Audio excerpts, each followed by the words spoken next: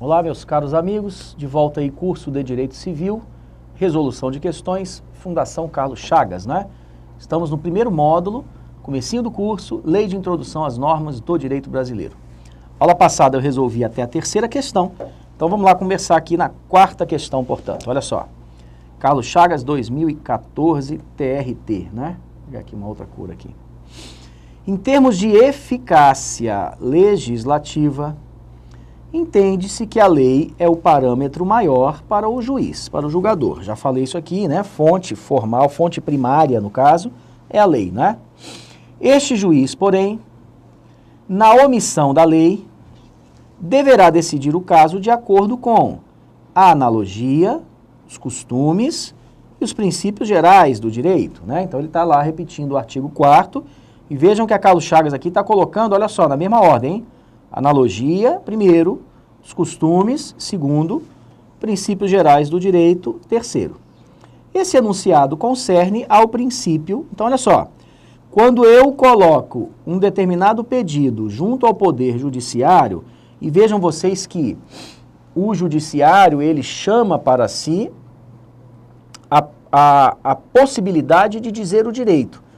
Então, se eu tenho alguma demanda contra uma outra pessoa, eu não posso, eu por si só, tentar resolver o meu direito. Isso daí seria exercício arbitrário das próprias razões.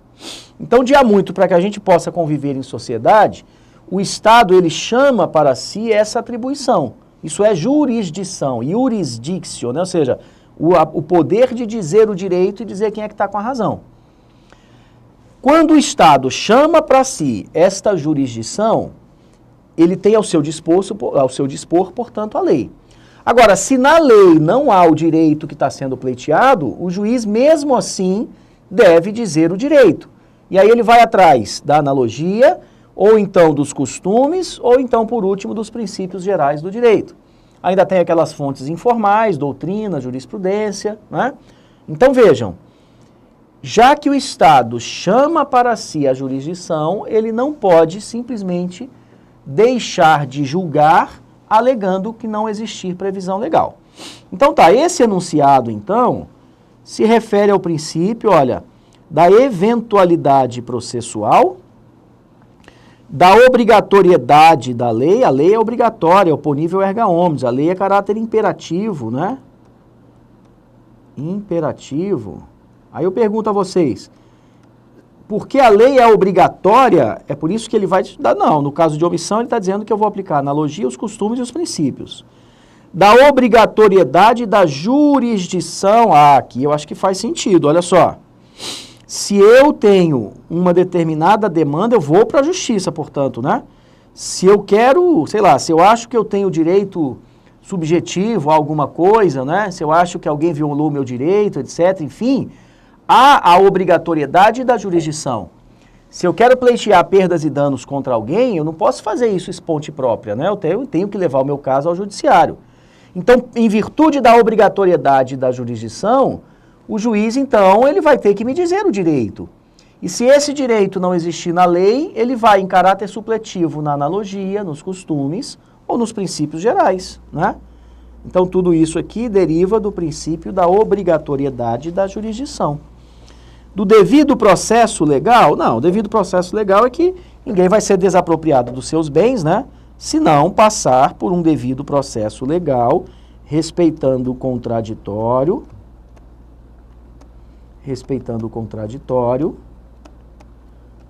e a ampla defesa, né? Mas isso não tem nada a ver com o que a gente está falando aqui, né? Princípio do livre convencimento, na verdade não é livre convencimento não, é livre convencimento motivado, tá certo? O juiz ele é livre para apreciar as provas, é verdade, né? Mas é do livre convencimento motivado. E o da persuasão racional, que é mais ou menos isso, né? Então olha só, eventualidade do processo, obrigatoriedade da lei, devido processo legal, livre convencimento, persuasão racional, são princípios do processo, é verdade. Mas essa ideia de que o juiz, a ele não é permitido o chamado non liquet, não é?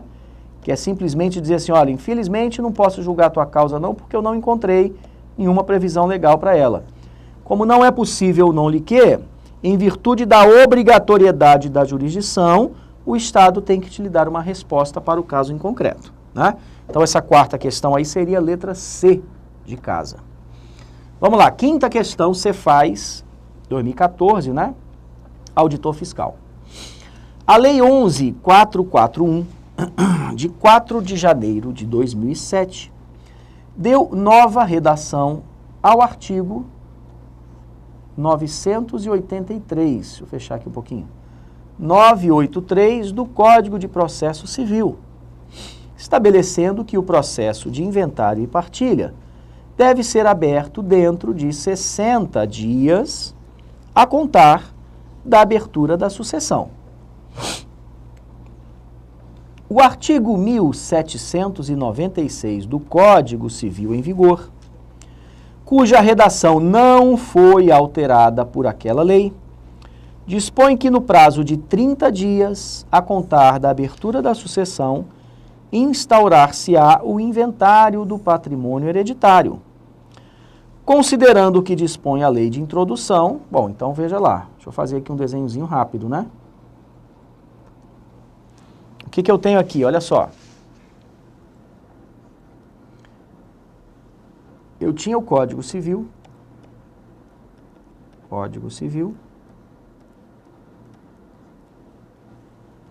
Publicado em março de 2002, com vigência a partir de março de 2003. Então, vou botar aqui, ó, por exemplo, né? 2003, a data aqui vai me interessar muito pouco.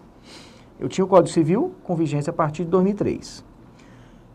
O Código Civil, é para cá, né? O Código Civil, no artigo 1796, ele determina que a abertura da sucessão deve se dar num prazo de 30 dias, ou melhor, desculpa, a abertura da sucessão é na morte, desculpa. Num prazo de 30 dias deve ser instaurado o inventário do patrimônio hereditário, né? Abertura da sucessão, vou botar aqui embaixo aqui, ó, para não ficar dúvida. Abertura da sucessão é com a morte, certo? Com a morte. Isso aqui é princípio da Saicine. Ok? Tá, mas após então a sucessão, após a abertura da sucessão, num prazo de 30 dias tem que ser aberto o inventário. Então, olha só, o Código Civil estabelecia que em 30 dias abre-se um inventário. Muito bem, o problema é que aqui, olha só, aqui, o que aconteceu?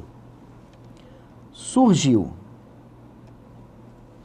a Lei 11.441, em 2007, dando nova redação ao 983 do CPC, estabelecendo agora que o inventário e a partilha deve ser aberto em 60 dias. Então, o que aconteceu? Olha só, em 2007, surgiu uma nova lei, aqui, ó, uma nova lei, estabelecendo que o prazo agora para abertura do inventário vai ser de 60 dias. Só que essa nova lei aqui, olha, ela está no Código, ela alterou, né, o Código de Processo Civil. O legislador deve ter pensado assim, prazo para abrir inventário, isso é problema processual, isso não é problema do direito material, né? Então, esse prazo ele deve estar mesmo no Código de Processo Civil e não no Código Civil, que não era o lugar dele. O Código Civil é para falar da abertura da sucessão. O Código Civil é para falar do princípio da Saicine, direito material. Agora, prazo para você requerer junto ao Poder Judiciário a abertura do inventário, etc., isso é prazo processual, isso é para estar no Código de Processo Civil, né? Então, ao invés dele simplesmente alterar o artigo do Código Civil que se referia a prazo, ele preferiu modificar o Código de Processo Civil e colocar um prazo. Mas aí o que aconteceu? Olha só, a partir de 2007, eu tenho o Código Civil que estabelecia 30 dias e eu tenho uma lei nova que estabelece agora um prazo de 60 dias, tá certo? Eu tenho aqui, portanto, pessoal, o que a gente chama o estudo das antinomias. Eu vou falar primeiro em antinomia, depois eu vou ver se seria o caso, tá certo? Princípio das antinomias. As antinomias representam, portanto, conflitos aparentes de normas.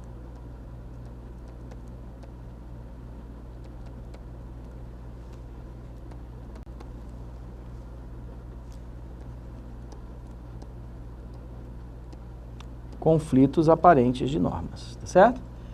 Como é que você resolve? O que é conflito aparente de normas? Olha só, o conflito se diz aparente porque é quando você acha que existem duas leis que estão falando sobre um determinado assunto, mas de forma diferente. Então, se as leis estão falando sobre um determinado assunto de maneira diferente, mas ambas estão em vigor, cuidado, hein? Ambas estão em vigor, eu teria um conflito, mas esse conflito é meramente aparente, porque ele vai ser resolvido com o estudo das antinomias. Tá, joga aqui para o quadro, olha só.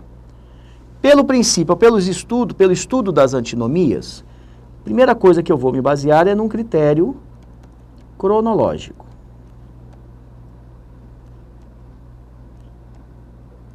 Cronológico. O que seria o critério cronológico? Olha só, uma norma que é posterior, ela deve prevalecer sobre uma norma anterior, certo? Então, se eu tenho uma lei, por exemplo, que é de 2000, e esta lei, ela foi, ou melhor, surgiu uma nova lei que estabelece a mesma redação, ou então uma diferente, da lei anterior, pelo critério cronológico, eu vou observar a lei mais recente em detrimento da lei mais antiga, tá certo? Isso daí na lei de introdução vai dizer o seguinte, olha só, parágrafo 1º do artigo 2º. A lei posterior revoga a anterior quando expressamente o declare, quando seja com ela incompatível ou quando regule inteiramente a matéria de que tratava a lei anterior. E para o estudo das antinomias eu vou para um critério cronológico. A lei posterior vai revogar a lei anterior. Quando? Quando ela expressamente o falar. Esta lei revoga a lei número tal. Pronto, expressamente a revogou. Ou então, parágrafo 1º. Quando seja com ela incompatível, ou quando ela regula inteiramente a matéria. Olha, vejam que aqui está sendo incompatível, não é?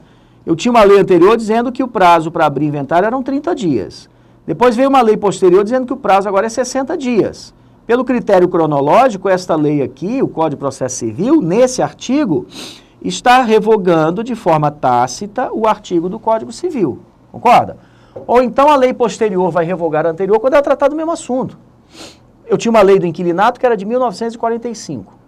Surgiu uma nova lei do inquilinato em 1991. Resultado, a nova lei do inquilinato, por tratar-se do mesmo assunto, revogou por completo a lei anterior. Né? Esse aí é o primeiro critério, critério cronológico. Vamos para o segundo, olha só.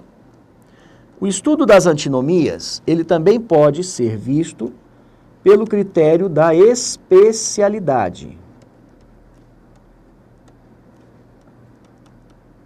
Lex specialis revoga lex generalis, né? Ou seja, especialidade. Cuidado, porque uma lei, ela nunca vai ser especial por si só. Eu não posso dizer, por exemplo, Código de Defesa do Consumidor é uma lei especial. Ou então, Código Civil é uma lei geral. Não. A lei vai ser especial ou geral só se ela for comparada com uma outra lei. E dependendo do assunto que a gente está tratando. Então, se eu pego, por exemplo, o Código de Defesa do Consumidor e a Lei do Inquilinato, aí eu me pergunto assim, em se tratando de locação de imóvel urbano, qual é a lei especial? É a Lei do Inquilinato, claro, em detrimento do Código de Defesa do Consumidor, que passou a ser uma lei geral. Então, nessa situação, se eu estou diante de locação de imóvel urbano, eu primeiro vou na Lei do Inquilinato. Subsidiariamente eu vou, sei lá, no Código de Defesa do Consumidor, por exemplo. Né? Agora, em se tratando de relação de consumo, qual é a lei especial? É o Código de Defesa do Consumidor ou é a Lei do Inquilinato? Em se tratando de relação de consumo, o CDC é uma lei especial em relação ao Código Civil. Né? Posso fazer também por artigos. Então, por exemplo,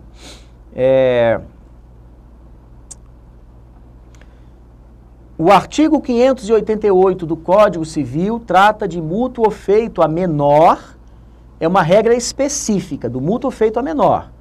Então ele vai prevalecer, por exemplo, diante da redação sei lá, do artigo 171 do Código Civil, quando fala da anulabilidade, por exemplo.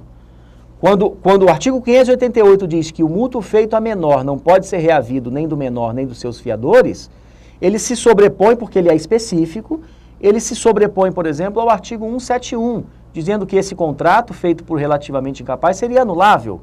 Perceberam? Então eu posso tratar da especialidade ou de uma lei em relação a outra, ou então dentro da lei de um artigo em relação ao outro, também não tem problema. Tá ok? Esse seria o segundo critério, o critério da especialidade. E o terceiro critério no estudo das antinomias, pessoal, seria o critério hierárquico. Critério hierárquico.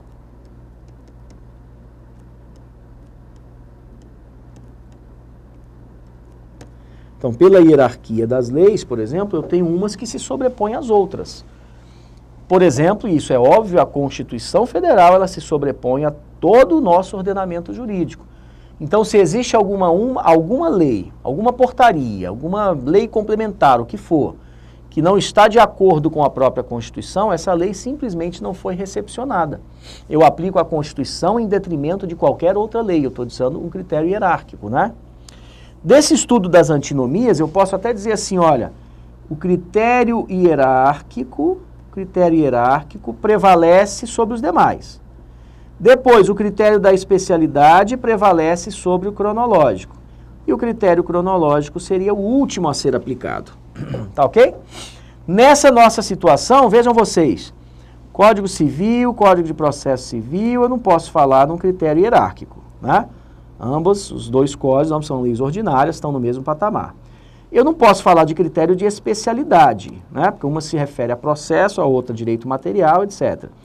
Mas as duas leis trataram do mesmíssimo assunto. Então eu posso me valer aqui, olha, de um critério que é cronológico. E neste critério cronológico, se o Código Civil é uma lei anterior e foi modificado pelo Código de Processo Civil que tratou do mesmo assunto, o que aconteceu com esse artigo aqui? Ele foi tacitamente revogado. Tacitamente revogado. E vamos imaginar o que poderia acontecer. É o seguinte, olha, daqui, 2007, vamos supor que em 2010, surja uma lei, por exemplo, modificando agora o Código Civil. E dizendo que agora o prazo para você abrir inventário, por exemplo, não vai ser mais 30 nem 60, mas sim 90 dias, por exemplo. Não é? Eu estaria agora a revogação tácita desse artigo aqui do CPC. Perceberam? Muito bem, então vamos lá para frente para a nossa questão. Então, olha, a lei número tal, em 2007, ela deu nova redação a um artigo do Código de Processo Civil, estabelecendo que o processo de inventário e partilha deve ser aberto dentro de 60 dias. O problema é que o Código Civil estabelecia, não foi alterado, por aquela lei, mas ele estabelecia um prazo de 30. Então, pelo critério cronológico, esse prazo de 30 aqui está tacitamente revogado por uma lei mais recente. Letra A, vamos ver. O artigo 1796 do Código Civil foi revogado expressamente com a nova redação do 983. Não, expressamente não. Né? Expressamente não. O artigo 1697 do Código Civil sofreu uma revogação tácita. Verdade. Vamos ver as outras, né? O artigo 983 do CPC e o artigo 1796 do Código Civil vigoram concomitantemente, embora dispondo de maneira diversa sobre a mesma matéria, não pode. Como é que eu tenho dois artigos regulamentando de maneira contrária a mesma matéria? Não tem como. O que eu poderia, sim, e aí está na lei de introdução, olha só. A lei nova, parágrafo 2º do artigo 2º, a lei nova que estabeleça disposições gerais ou especiais a par das já existentes não revoga nem modifica a lei anterior, princípio da especialidade, né? Eu tenho a regra geral sobre locação de coisas no Código Civil. Aí vem a lei do inquilinato falando sobre locação de imóvel urbano. A lei nova que estabelece uma condição especial, não revoga nem modifica, por exemplo, o Código Civil, que é uma lei geral, né? Muito bem, então aqui a letra C, os dois estão em vigor? Também não, está errado. Letra D, o artigo 1796 do Código Civil não foi revogado, porque só se admitiria a sua revogação expressa, por se tratar de uma norma inserida em um código. Não, o código é uma lei ordinária como qualquer outra. A nova redação do 983 do CPC só entrará em vigor depois de também ser modificada a redação do 1796. Não, né? Voltando aqui, olha só, a resposta correta. O artigo 1796 do Código Civil sofreu uma revogação tácita. Seria a questãozinha correta, né? Próxima questão, vamos lá, sexta. Fundação Carlos Chagas, TRT 2014, analista judiciário. Vou colocar aqui uma cor diferente. João cumpre os requisitos para se aposentar. No entanto, algum tempo depois, é editada uma lei que amplia em 5 anos o prazo para a aposentação de João. Então, o que eu tenho aqui? Olha só. Eu tinha uma lei, né? E na vigência dessa lei, vou botar aqui lei A, o João nesse dia aqui, olha só, o João cumpriu todos os requisitos para se aposentar. Então, aqui nesse momento, o João já tinha o direito adquirido para a sua aposentadoria. Vejam que eu não estou, porque nessa lei aqui ele está contando o prazo, né, para se aposentar, olha. Aqui ele já tem 10 anos, 15 anos, etc e tal, enfim. Ele está contando o prazo, ele ia se aposentar com 50, por exemplo. Nesse momento aqui, ele ainda não atingiu 50. Aí surge uma lei nova modificando o prazo. Essa lei nova, eventualmente, vai pegar o João. Agora, aqui é diferente. Aqui o João, nesse dia aqui, olha, ele já cumpriu os requisitos para se aposentar. Então, ele teria, portanto, o direito adquirido. No entanto, algum tempo depois é editada uma lei que ampliou em 5 anos. Então, essa nova lei aqui, olha, iria fazer com que o João trabalhasse mais 5 anos. Só que esta lei aqui, que tem aplicação imediata, ela não vai pegar o João. Por quê? Porque o João já tinha o direito adquirido à sua aposentadoria. Então, vamos lá. Nessa situação, né, letra A, poderá se aposentar o João, mas apenas se o requerer no prazo de 15 dias do início da vigência da nova lei. Não tem nada disso, né? Não tem nada de 15 dias aqui, não. Terá de aguardar 5 anos para se aposentar, pois a lei nova possui efeito imediato, impondo-se aos fatos passados, pendentes e futuros. Tá? Mas olha só, respeitados o ato jurídico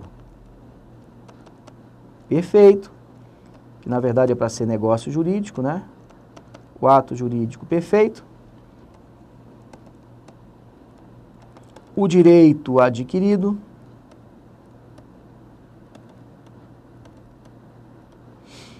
e a coisa julgada, né? No caso aqui do João é o direito adquirido, né? Então, letra B também está errada. Muito bem. C. O João poderá se aposentar, pois apesar de possuir efeito imediato, a lei nova deve respeitar o direito que João já havia adquirido. Opa, isso aqui está certa, não é não? Perfeita. Letra D. Ele terá que aguardar 5 anos para se aposentar, pois o direito somente é adquirido com o seu exercício efetivo. Não, ele já cumpria os requisitos para se aposentar antes da lei nova, né? Letra E. Poderá se aposentar, pois apesar de possuir efeito imediato, a lei nova deve respeitar a expectativa que João possuía sobre o direito, por questão de justiça. Não, a expectativa não. Foi o que eu falei aqui, olha só. O João aqui, ele está contando o prazo, na lei antiga, etc. Enfim, já tinha aqui, faltava lá 2 anos. Aí surgiu uma lei nova aumentando para 5. o João vai ser prejudicado, porque ele ainda não tinha o direito adquirido. Eu não posso dizer que a lei nova tem que respeitar a expectativa de direitos, aí é demais, não é? Então essa questãozinha aqui, olha só. O João poderá se aposentar, ok, pois apesar de possuir um efeito imediato, a lei nova deve respeitar o direito adquirido que João já havia tido, que já havia adquirido, portanto, né? Letra C de casa é a resposta correta. Tá bom? Pessoal, deixa eu fazer um rápido intervalo aqui para a gente voltar aí com a resolução das próximas questões. Forte abraço, bons estudos.